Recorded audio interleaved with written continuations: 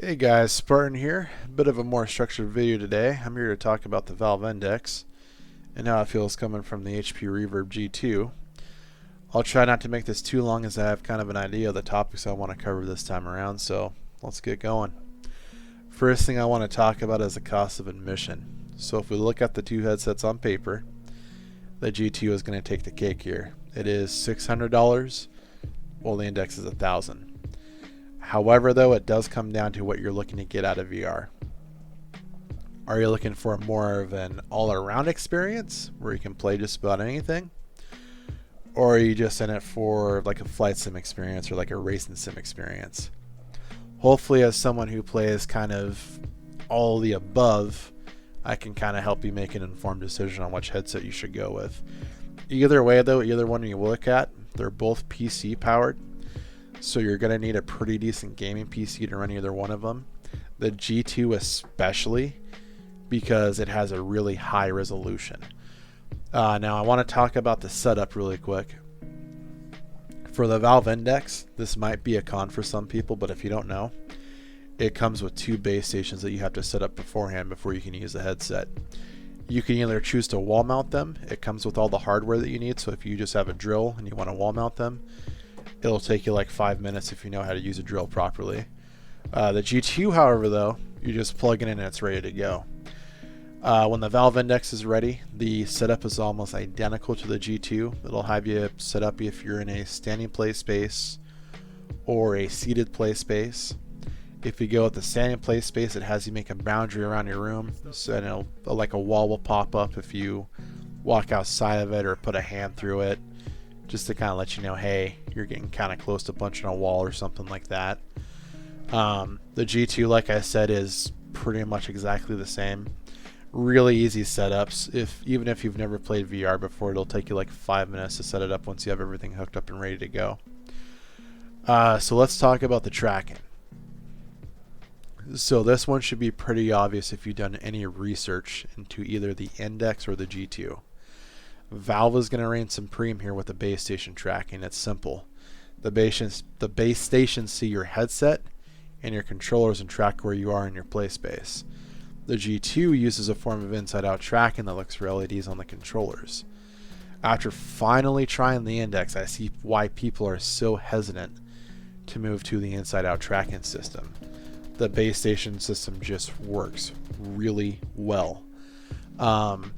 With the base station tracking, lighting's not an issue. You don't have to worry about having perfect lighting anymore.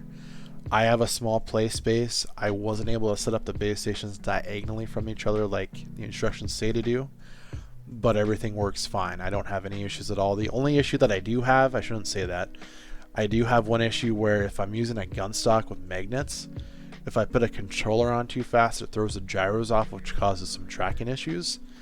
But it fixes itself really quickly. So I don't really want to knock it for that, just because of how good the tracking is all around. It's just a lot better than the G2. The G2 uses the 4 cameras that are positioned around the headset to track the controllers. I would lose tracking all the time with the G2 because of the dead zones. The cameras just, I don't know why they did not look at other competitors like Oculus to see how they have their cameras positioned, because it was just terrible. I mean, you can adapt to it. You can get used to it over time, of course. And eventually, after learning those dead zones of the cameras, I'm sure it'll be fine for you if you decide to go that route, because it is a cheaper headset like we talked about. But I'll talk about some things later about the G2 that I think will kind of make you think about it. Want to talk about the resolution, the IPD adjustment, the field of view, and the clarity. For me, the biggest setback about the Index was the resolution. If we're looking at the numbers, the G2 is at 2160 by 2160, while the Index is at 1440 by 1600 per eye. The G2, and I will say this to make it very simple, has probably the best displays out there, hands down. It is like playing on a monitor. I could not get over how clear the G2 was. It was amazing to play with. DCS looked absolutely incredible on the G2. On the index, DCS does not look very good, to be honest. It looks pretty bad, as a matter of fact.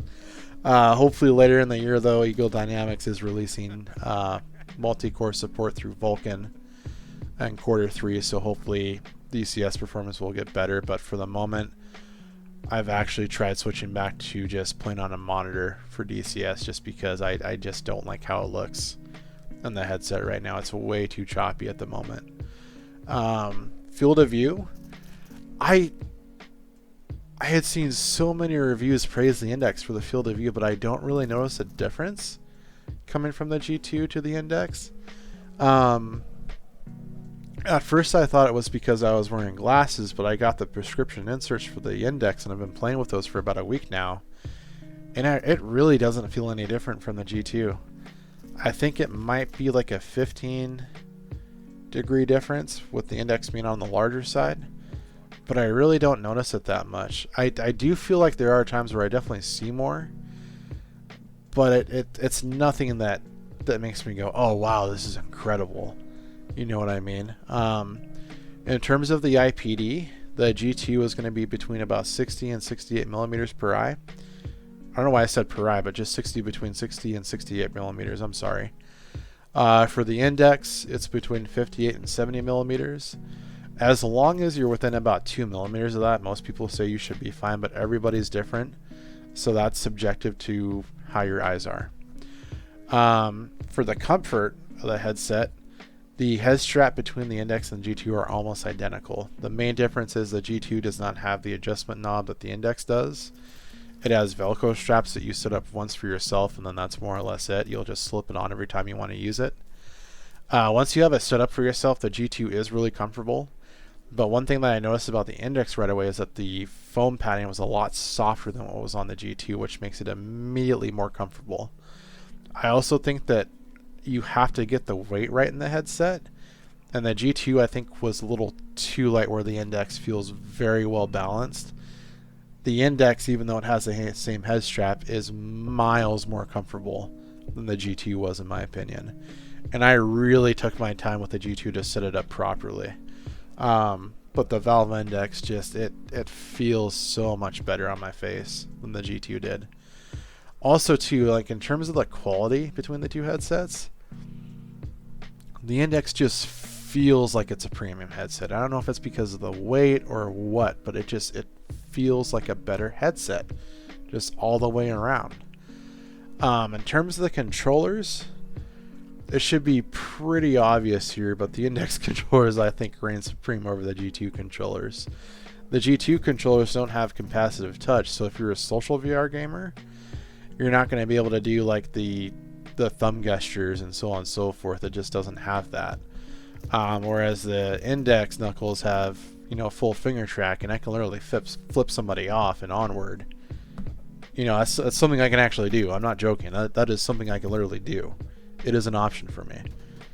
That alone should make the Index worth it. That's really what the $1,000 is for, is being able to flip people off in VR. That's what you're paying for. I'm totally kidding. But anyway, moving on. In terms of the software, this will be one of the last points I talk about. I'm glad to be away from WMR and just have Steam VR as the main thing that I launched into. There were some things I liked about WMR that I missed, like being able to customize where my games are and so on and so forth. I don't have that in Steam VR, but Steam VR does feel better in the experience. And again, I don't really think that Steam VR WMR really should be considered a point here, just because you're barely going to be in there, because that's just the middle ground between games is what it is. So you're only going to be in there for maybe a minute to 30 seconds to a minute tops as you launch into different games and so on and so forth. Now I want to talk about the G2 and how my experience was at the end of its life, so to speak. So as I talked about in my video that I talked about saying that I returned it, I called HP support. The guy there was incredible. The guy at HP was awesome. He treated me like I knew what I was doing, like I wasn't just some person who barely knew how to use a computer. He understood that anybody with a G2 was probably running a custom PC and probably knows what they're doing. He was an awesome guy to talk with.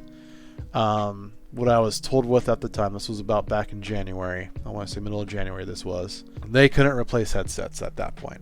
It wouldn't be until March that I would be getting a replacement headset. So my options were either send it in, wait till March before they can send me a new one, or I could return it. This is where it gets kind of fucky. I could return it, get my money back, buy a brand new G2, and have it on my doorstep within a week. So you're telling me that they're selling brand new headsets, but they're not helping existing ones. I mean, yeah, I get it from the profit standpoint. That's probably what HP's after is, you know, oh, you need that bonus. You need that end of the year bonus, boy. Somebody up top needs their money for their vacation. But anyway, though, it pissed me off, man. So you guys are selling new headsets that are filled with issues, but you're not helping out the people that already have them. And when the pre-orders were being sent out, there were people who were ordering headsets and then getting them within a week, and people who had them pre-ordered who were not even getting them yet, which is also ridiculous. And I mean, I haven't checked the Reddit since I returned it, but back when I did have the headset, you would go on the Reddit and just see pages and pages and pages of different error codes, all kinds of shit. The launch of the G2 was abysmal, to say the least, and I can't trust HP to ever deliver a quality headset. I just can't. And I mean, I know that it's a technology launch, and technology launches can be rocky.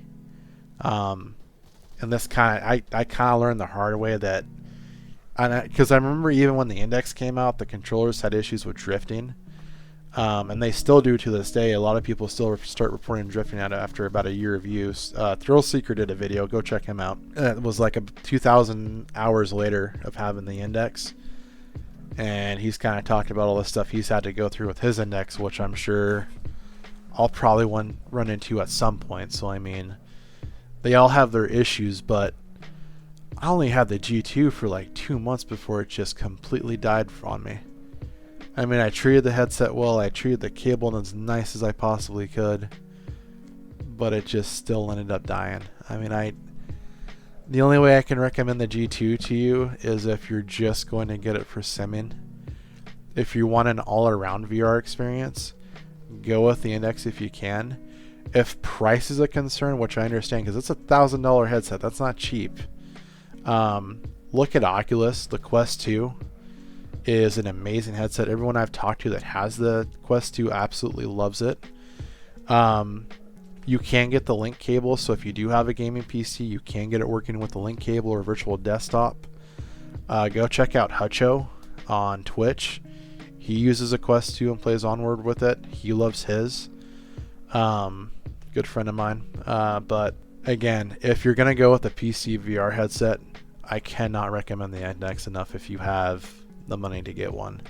I would pull the trigger as soon as you can if you're thinking about it. Anyway, though, guys, this has been Spartan VR. I'm glad you guys watched. Have a nice day. Take care. Thank you.